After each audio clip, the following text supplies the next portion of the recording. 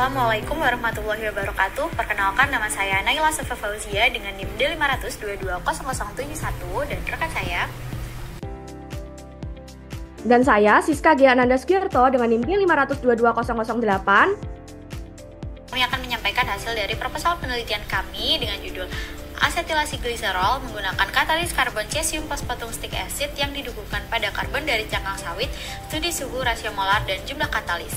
Kami dari kelompok 6 dengan dosen pembimbing Ibu Insinyur Nur Hidayati, MT PhD IPM, program studi teknik kimia.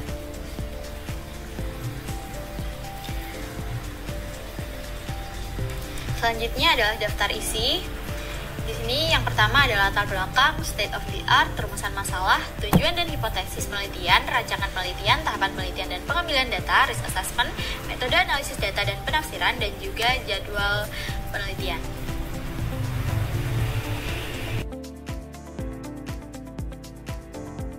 Berikut adalah latar belakang yang melatar belakangi penelitian kami kali ini. Keterbatasan sumber daya fosil dan isu perubahan iklim telah mendorong pergeseran besar menuju pemanfaatan dan pengembangan energi terbarukan secara global, sehingga menyebabkan meningkatnya produksi biodiesel sebagai alternatifnya.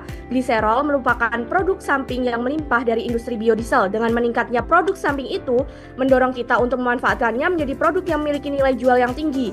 Selain itu, penelitian ini membawa kebaruan dalam peningkatan efisiensi konversi gliserol menjadi triasetin dan memanfaatkan limbah pertanian sebagai sumber katalis yang berkelanjutan, serta dapat membantu penggunaan gliserol dan pengembangan katalis heterogen yang efektif dan ramah lingkungan. Selanjutnya ada mekanisme asetilasi gliserol, berlangsung dengan aktivasi protonasi gugus karbonil dari asam asetat oleh asam kuat. Biasanya tipe asam yang dipakai adalah tipe Bronsted. Ion asilium yang dihasilkan mengakibatkan lebih rentan terhadap serangan nukleofilik oleh atom oksigen dari molekul hidroksil yang terikat pada gliserol, sehingga terjadi pembentukan zat antara tetrahedral dan menyebabkan terjadinya pemindahan hidrogen ke molekul hidroksil selanjutnya yang terikat pada karbon karbonil yang membentuk molekul air. Saat molekul air yang menghilang, monoasetin gliserol terbentuk, dan pada reaksi selanjutnya dengan asam asetat mengikuti mekanisme yang sama, diasetin gliserol terbentuk, dan yang terakhir terbentuknya triasetin gliserol. Selanjutnya adalah state of the art pada penelitian kami kali ini. Jadi pada proses asetilasi gliserol menjadi asetin membutuhkan katalis berupa bahan karbon aktif, dan juga katalis di sini katalis dibagi menjadi dua, yaitu katalis homogen dan juga katalis heterogen. Jadi di katalis homogen ini memiliki stabilitas yang rendah, biaya mahal, selektivitas tinggi, aplikasinya terbatas. Sementara katalis heterogen memiliki stabilitas yang lebih tinggi, biaya yang lebih murah, selektivitas rendah, dan aplikasinya luas. Disinilah palm kernel shell menjadi sangat penting, karena palm kernel shell merupakan limbah dari proses awal yang dapat diproses menjadi karbon aktif yang dapat berkualitas tinggi. Penggunaan palm kernel shell sebagai sumber karbon aktif ini menjadi solusi yang sangat baik, karena selain memanfaatkan limbah juga lebih ramah lingkungan dibandingkan dengan penggunaan sumber karbon aktif konvensional lainnya.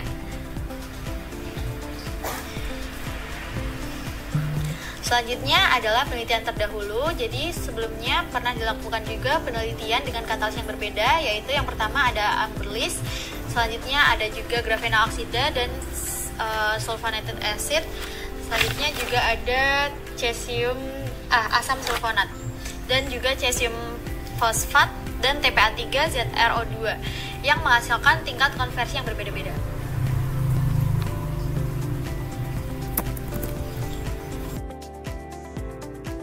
Selanjutnya ada rumusan masalah. Yang pertama, bagaimana pengaruh peningkatan jumlah katalis dan rasio molar terhadap efisiensi dan selektivitas katalis karbon cesium fosfatum stick acid yang didukungkan pada karbon dari cangkang sawit pada proses asetilasi gliserol. Yang kedua, bagaimana pengaruh peningkatan suhu dan penggunaan kembali reaksi terhadap stabilitas dan efektivitas katalis karbon cesium fosfatum stick acid yang didukungkan pada karbon dari cangkang sawit terhadap konversi pada proses asetilasi gliserol.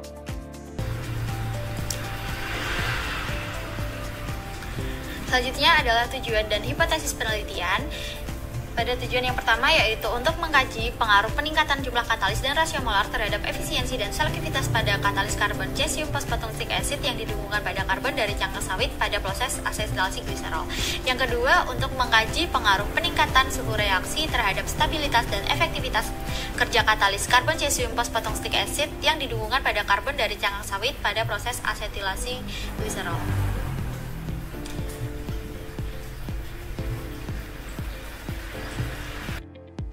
Selanjutnya, ada rancangan penelitian. Pada penelitian kali ini, kami merancang selama 2 bulan yang akan dilaksanakan di Laboratorium Teknik Kimia Fakultas Teknik Universitas Muhammadiyah Surakarta. Rancangan penelitian yang digunakan dalam penelitian ini yaitu menggunakan rancangan acak lengkap 3 faktor, yaitu jumlah katalis 5, 10, 15%, rasio molar 1:3, 1:6, 1:9, dan suhu 70, 90, 110 derajat Celcius. Itu termasuk variabel bebasnya. Variabel terikatnya yang diukur adalah karakteristik dan aktivitas katalis pada asetilasi gliserol. Yang selanjutnya ada variabel kontrolnya yaitu suhu dan waktu.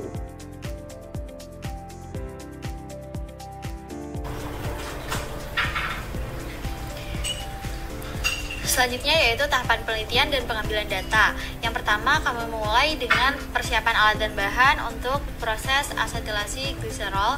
Dan yang kedua ada sintesis struktur karbon dengan aktivasi karbon. Dan selanjutnya adalah pelengkapan CSHPW pada struktur karbon atau penamaan struktur karbon.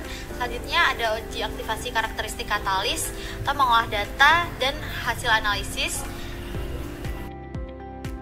Selanjutnya, ada risk assessment pada penelitian kami kali ini. Resiko kesehatan dan keselamatan, bahan kimia berbahaya, reaksi eksotermik, resiko lingkungan, limbah kimia, penggunaan sumber daya alam, resiko teknik, variabilitas proses dan stabilitas katalis, resiko ekonomi yaitu biaya produksi dan potensi pasar.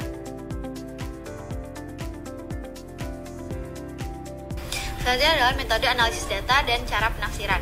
Data yang diperoleh dari eksperimen ANOVA akan dianalisis menggunakan metode ANOVA. Dengan menggunakan analisis ANOVA ini, kita dapat menentukan hubungan antara variabel bebas dan variabel terikat. Analisis ini mengukur efek tunggal setiap variabel dan interaksi antar variabel.